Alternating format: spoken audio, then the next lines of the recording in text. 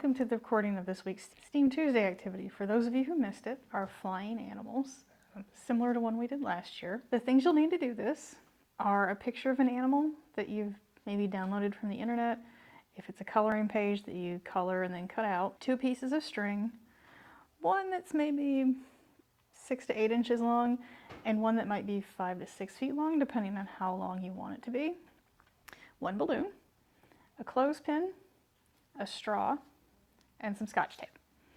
So this project isn't going to involve any glue, anything that has to dry. You might need an adult's help to help blow up the balloon or to help tie some things, but it should be pretty simple. And this project is kind of all about propulsion, about making things go. So if you find your picture of your animal, and the one I did was a dragonfly, I just downloaded the picture from the internet, printed it off, and then colored it, and then kind of cut it out. And if you've got an animal that has small antenna or small feet, just kind of cut around them instead of cutting them out so you don't get really small floppy pieces that might tear off easily. Just make sure it's an animal that flies. Dragonfly, butterfly, bird, maybe a bat, different things. And then once you've got it colored and cut out, place it face down, and then take your short piece of string. Okay, might be hard to see, but there it is. And then decide which way you want it to fly. I want mine to fly kind of sideways. Lay it like this, and then lay my string down across the back. And I'm going to just take a piece of Scotch tape and just tape the string to the back of the dragonfly. So you don't have to wait for any glue to dry. So it kind of hangs like this. So that's step 1. Then what you'll do is take a straw, and I would suggest cutting it at least in half, if maybe not in a third, so it's a little bit smaller. The reason you want it to be smaller is because you're going to thread more string through this. And the longer it is, the harder it is to get the string to thread through. So a shorter piece works a little bit better. And all you're going to do right here is you're going to tie the string to this straw. So you're just going to kind of tie it around gently because you don't want to squish the straw. Okay? You're still going to need other string to go through it. You just want to attach your flying animal. Just kind of tie it lightly, maybe just once around.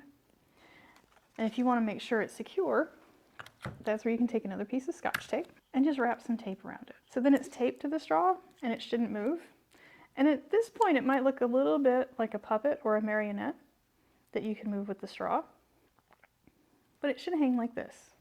So it's just a little bit of Scotch tape and a little bit of string. Then what you'll do next, before you get to the other string, is to take your balloon and blow it up. And I went ahead and blew mine up. And then clip the end of it with a clothespin, if you have one. If you don't, something like a binder clip might work, or maybe even taping it shut. You don't want to tie it shut, because if you tie it shut, it won't work. But you just want to clip it shut or tape it shut so that you can take the clip or the tape off pretty quickly. And then we're going to set both your kind of little puppet and your balloon with the clothespin down. And we're going to take a long piece of string. And when I'm long, 5 to 6 feet, so probably taller than you are. And you want to tie it to something stationary.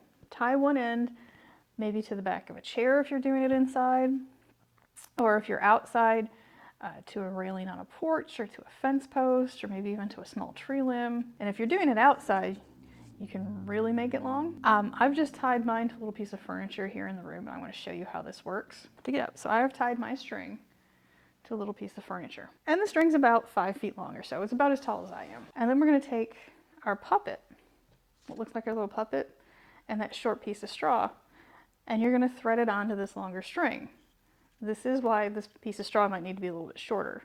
And it can help if you tilt the straw down and put the string in from the top. That way gravity will help it come through. As soon as you see it come through the other end, kind of pull it through a little bit.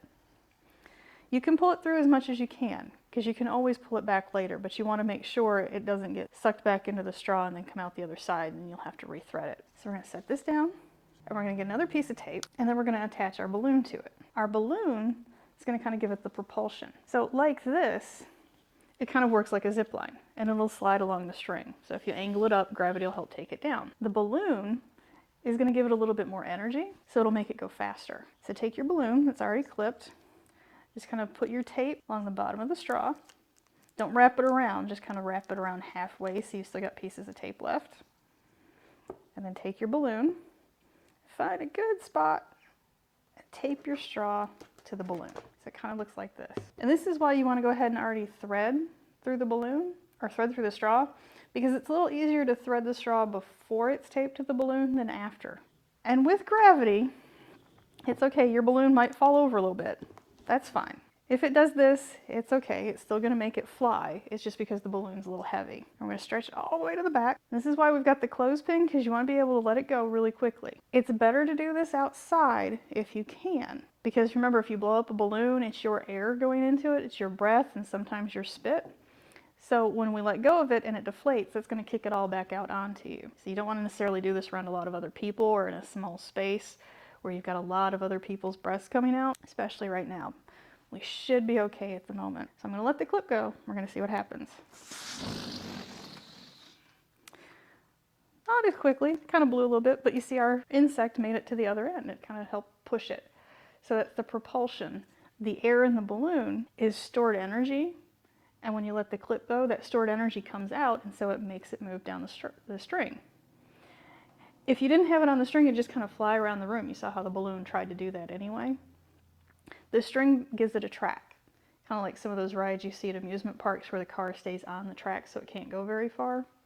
That's all this does, is provide it a track so it doesn't go flying around the place and go a little bit off kilter. And if you want to try this again, you can always reuse the balloon, undo the tape, blow it back up, and try it again. If you've got someone at home with you, you can make multiple ones and kind of race them and see who can go faster. But that's our flying animal project. So if you weren't able to join us last week, you can try this, see if it works for you, and if you can have some fun with it. Thanks for joining us today.